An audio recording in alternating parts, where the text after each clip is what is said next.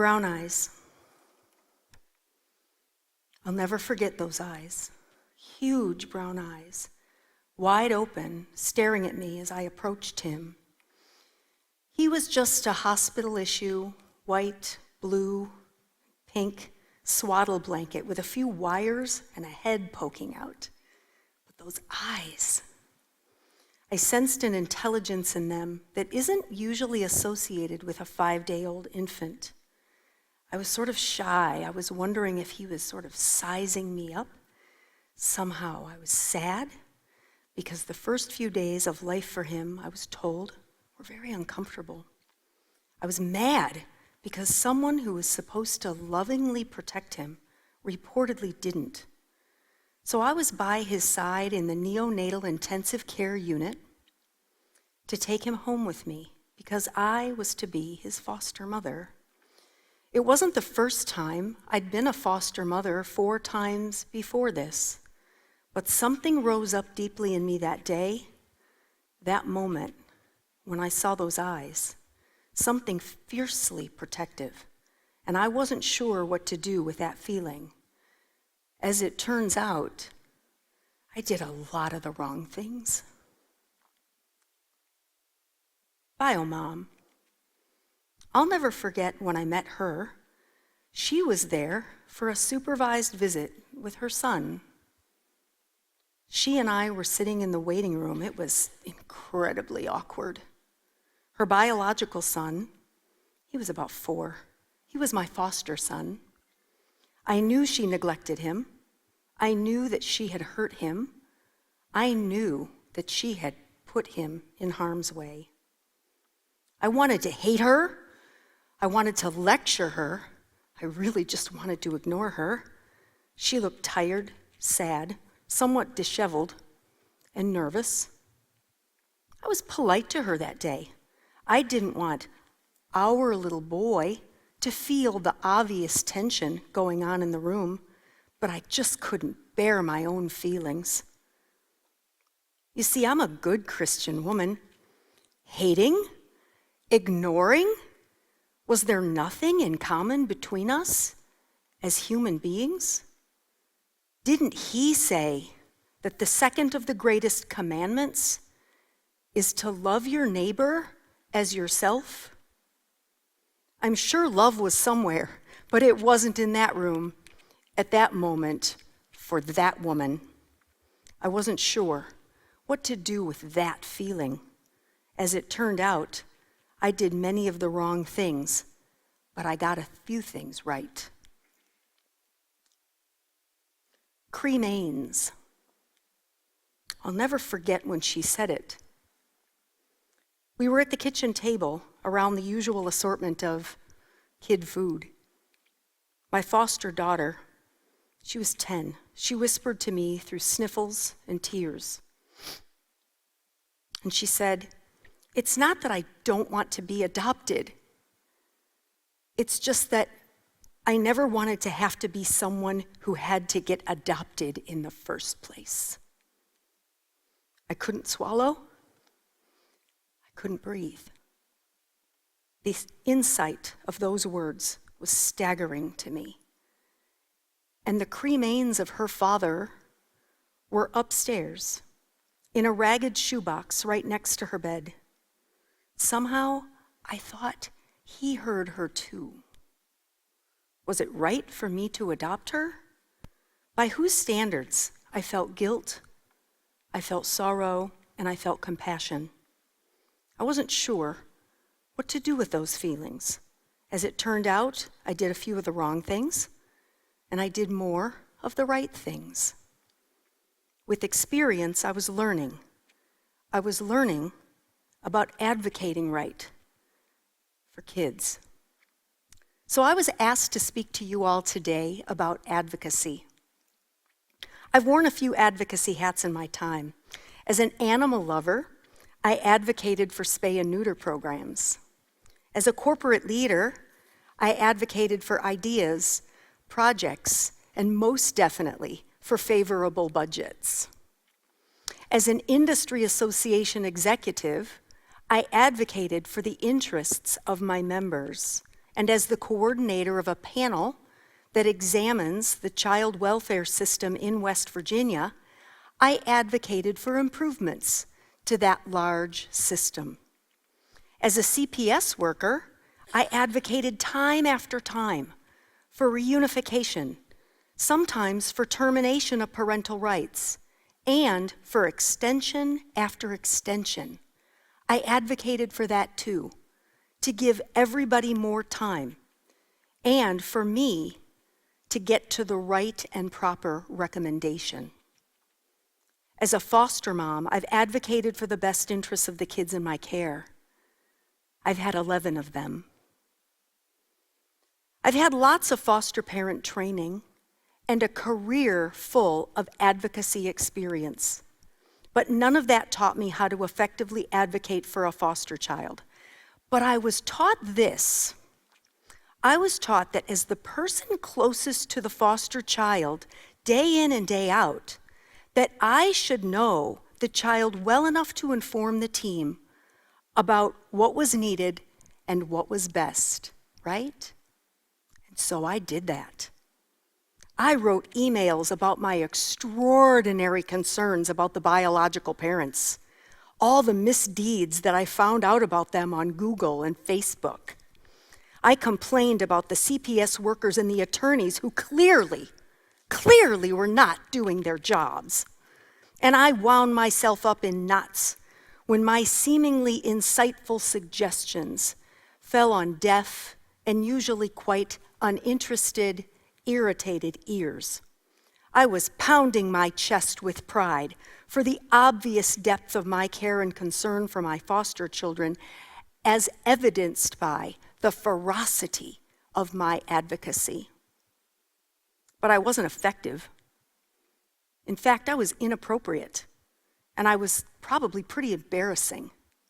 Effective advocacy garners respect, preserves one's credibility, and creates movement toward a desired result. Nope, I was indulgent, gratifying my own desire to be heard and to be right. Not only is indulgent advocacy ineffectual, it's damaging. When foster parents advocate indulgently, their message is lost, their credibility is shot, and, hear this loudly, people, their motives, already somewhat in doubt, are called into serious question. So, how does indulgent advocacy show up? Something like this. It sounds like negative, accusatory remarks about workers, lawyers, judges, providers of service, and definitely birth parents. Sometimes it's an outright insult, and other times it's just one of those cutting insinuations. In either case, it's often couched in a desire to point out just who is unfit and who isn't doing their job. It assumes the worst about others' actions and intentions, and usually does so without sufficient evidence. It also looks like righteous indignation when others just don't see what is so painfully obvious to us. Today, I am still a foster parent, but I'm also now a professional advocate. I'm an ombudsman. Ombudsmen are independent, impartial, credible, and confidential problem solvers. Among other things, we advise foster parents and others every day how to advocate effectively and strategically for the children in their care. But most caregivers, whether they're foster parents or grandparents or others that provide care to kids in the absence of their parents, don't or won't have contact with an ombudsman. They will, or they do, have contact, however, with many, if not all, of you. They will crave to advocate, and they may turn to you for help. What will you do? How can you possibly help them? As you will see, you are in the perfect position to help them. And you don't need to be an expert on child welfare to be of practical yet caring support. First, I'd like to weigh in on the notion of best interests. Then I've organized my advice to you as guiding principles and practical tips. First, though, let's go to this complex notion of best interests. Please advance to the next slide. So, a few words about best interest. Best interest refers to the deliberation that courts undertake to determine what will best serve a child. Best interest considers factors related both, underscore both, to the child's circumstances and to the parent's relationship to the child. Discussions about best interests may be contentious because best interests, sort of like medical necessity, are often in the eyes of the beholder. Best interest factors are set forth in West Virginia law. Most people don't know that. That is what you are seeing on the slide. I'll let you take a moment to digest that.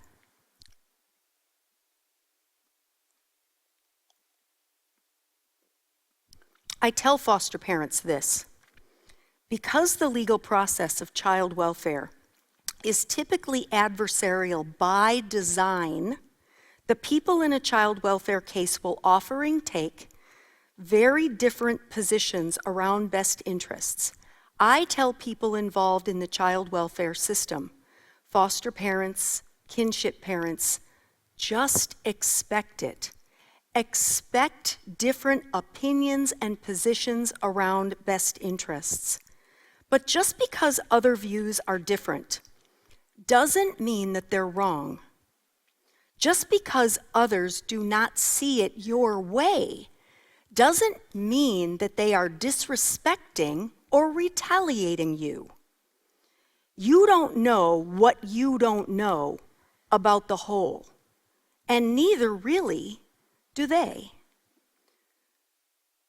Next slide, please. So, let's start with some guiding principles. I strongly encourage advocates for kids, whatever their role, to consider these things. Approaching advocacy with grace.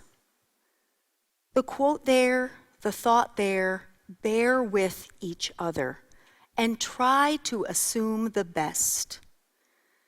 Try the chain of command. Everybody has a boss. Try to assume the best and use the chain of command first when something or someone is problematic from your perspective. Try approaching advocacy with humility. Remember, none of us know it all. Certainly, I don't know it all, you don't know it all, and there is often far more to any situation or decision that meets the eye. Others may not know it all either, but most in fact do the best they can with what they have at the time, just like you. Approaching advocacy with clarity around your goal is also important. I heard someone say earlier this session, begin with the end in mind at this conference. And I suggest that too. Be honest with yourself about this before you set out to advocate. What do you intend to do? Are you going to share information? Are you going to vent your frustrations?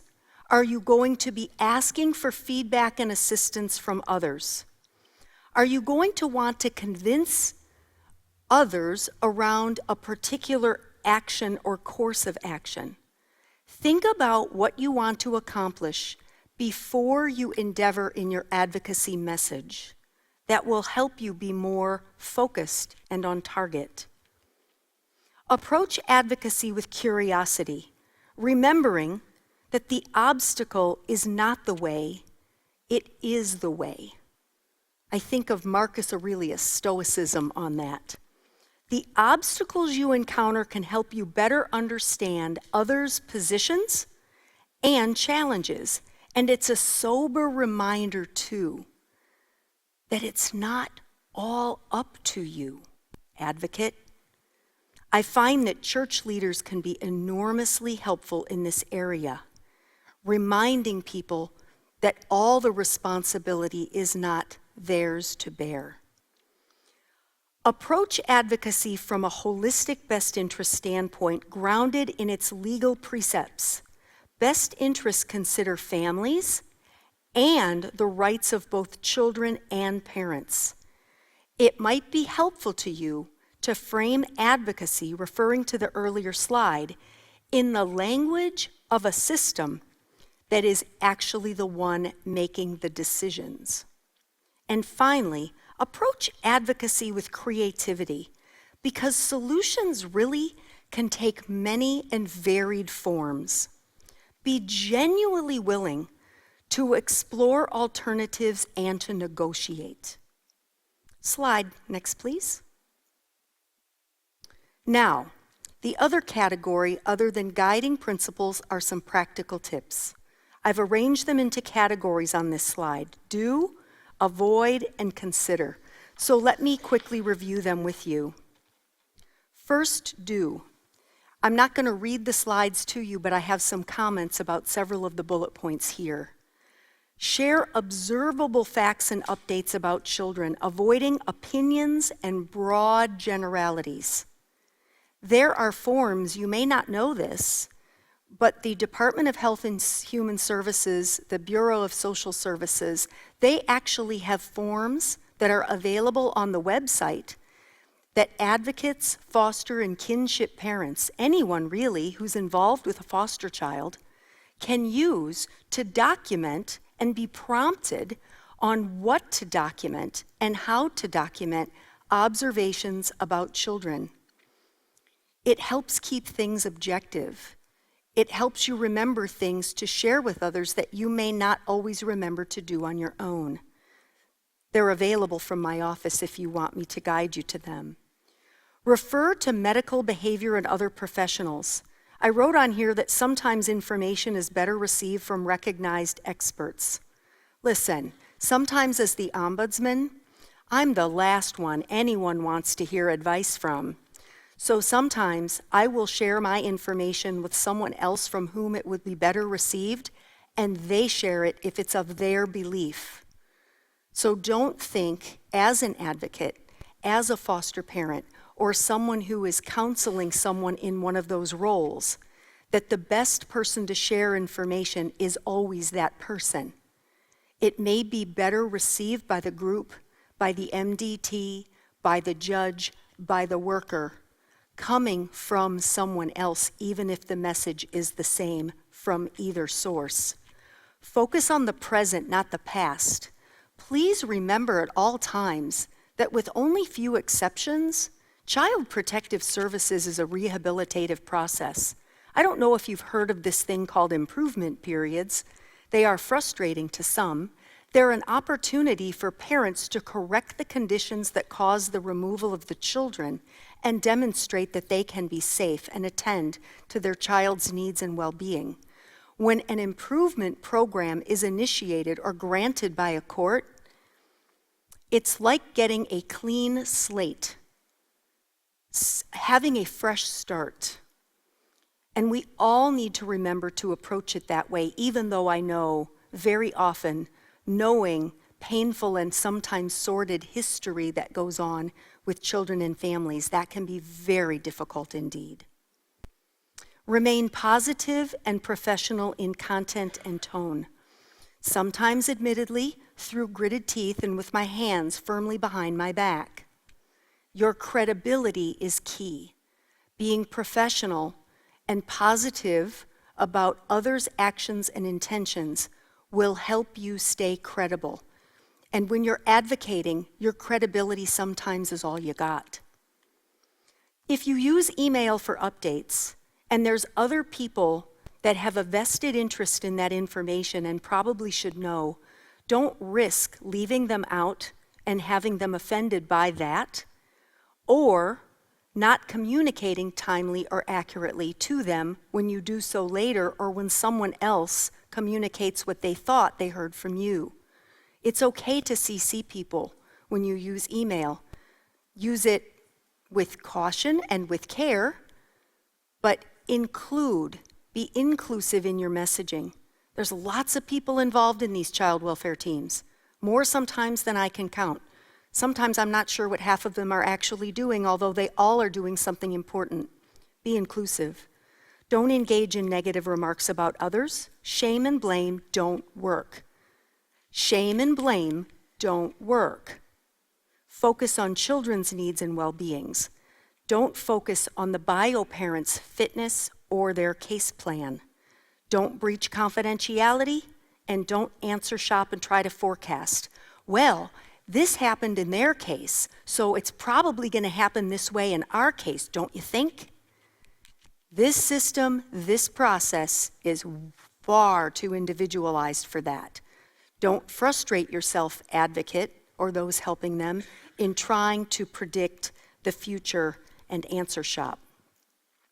And consider that parents must be provided a genuine opportunity to improve.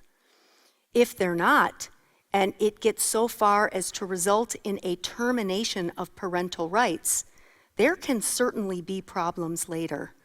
Parents must be given a genuine opportunity, which means they have to have the opportunity to do things right over and over.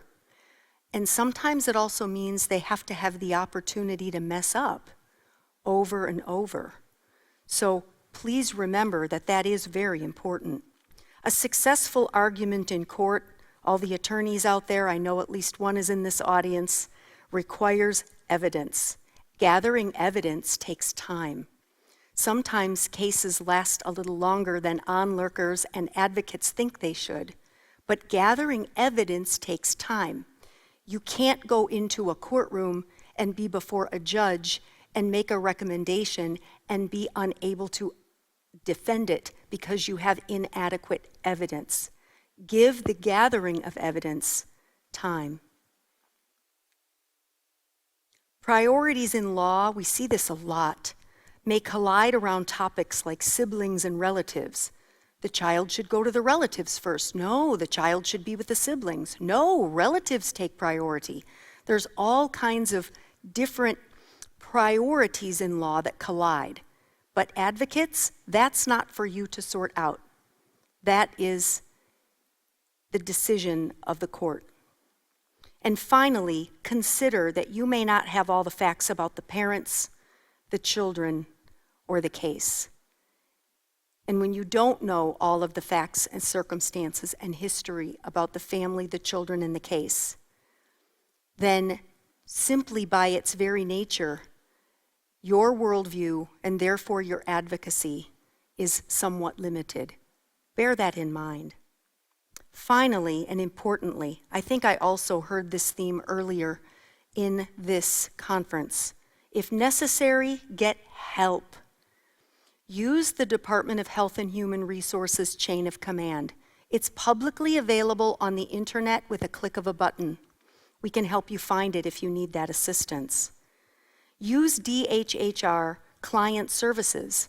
There is a unit within the Department of Health and Human Resources that is available to answer questions and help you find resources and get you in touch with your worker or find out who a supervisor is. There is a unit that is devoted to helping in lots of ways.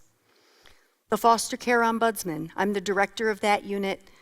We have a whole team of people that can help. There is a health insurance firm called Aetna Mountain Health Promise. They are the official insurer for all children in foster care and lots of children who've been adopted from foster care. They have case managers that are just rich with resources and assistance and just can even provide just emotional support to you. Legal aid, there are wonderful foster parent support groups that exist and others. So in bold type on my notes here I wrote, there are people and resources to help all of you on this journey. As a helper and as a caregiver, hear me, you are not alone. Next slide, please. By the way, the slide that you're looking at right there, that's Brown Eyes. 5 days old. Let me wrap up my stories. So Brown Eyes, during the pendency of his CPS case, I wrote emails that broke every advocacy rule in the book, bar none. It helped nothing. It certainly hurt my credibility, and I'm very fortunate that others did not see fit to remove Brown Eyes from my care, because they would have had just cause, given my ridiculous and insulting rants that I justified from a place of protectiveness, of intense fear, and of huge love. But they weren't okay, those emails. I know that now, but I've learned more than a few things since then. Brown Eyes is my son now, and here he is, next slide, 2 months ago in the baptismal pool of my church. Bio Mom.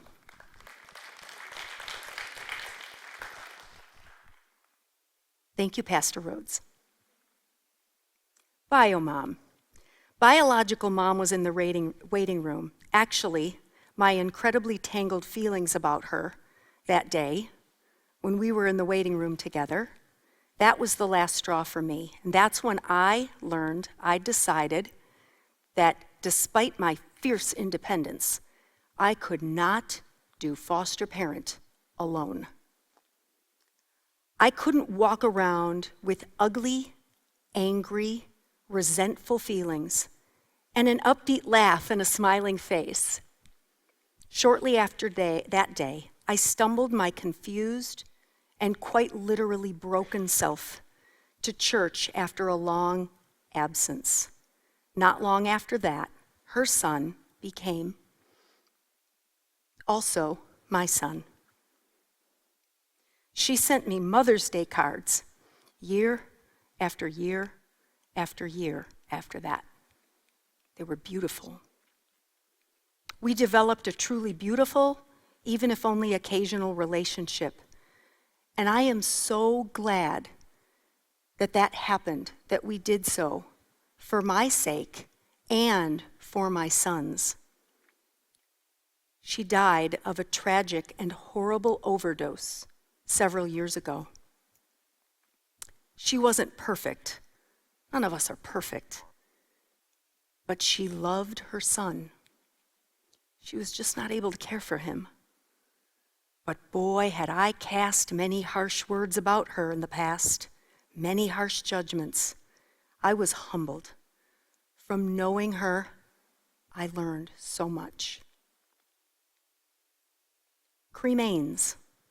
A few years after her adoption, we proposed to have a full funeral service for her long deceased father. The funeral his children and family never had. The funeral home discovered that he had a very short military service. Who knew? He was afforded full military honors, and many extended family attended the ceremony. I even had my daughter and her brother, who I also adopted, help me, and we all together wrote the most beautiful obituary that was published in the newspaper almost 8 years after his death.